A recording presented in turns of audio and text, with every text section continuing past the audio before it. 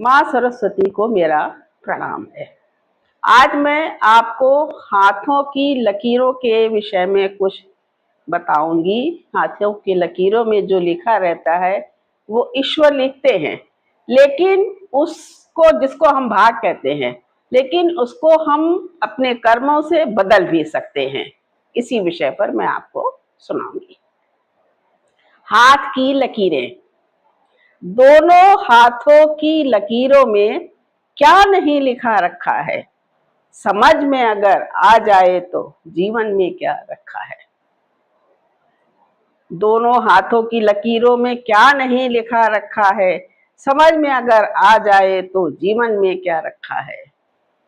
अगर आपने अच्छे से पढ़ना सीख लिया है या पढ़वाने को कोई ज्योतिष साथ रखा है, ये तो कुदरत का अजीब सा आश्चर्य का करिश्मा है, जो जन्म के साथ ही लिखकर हाथों में आ जाता है।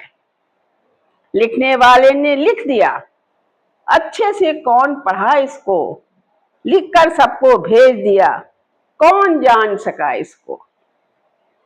बड़े ज्योतिष विद्वान के ही वश में सब होते हैं, वह भी कभी किसी समय असफल अपने को पाते हैं। छोटी छोटी बातें तो हादसे ही बता देते हैं, जिनको हम खेल समझकर यूं ही सुना देते हैं। किस्मत में जो लिखा है वैसे ही जी रही हूं, क्या खूबियां हैं मुझ में मैं स्वयं समझ रही हूं।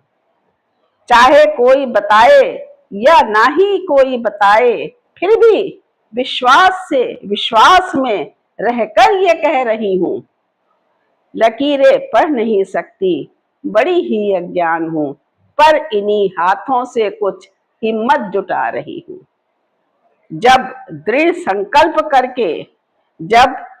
संकल्प करके कुछ क्रियाशील होकर रेखाओं को बदलने की कोशिश भी कर रही हूं। लिखी लकीरों को हाथ में जो तुम साथ लाए हो, गहरी चाहे जितनी भी हो तुम ही बदल पाए हो।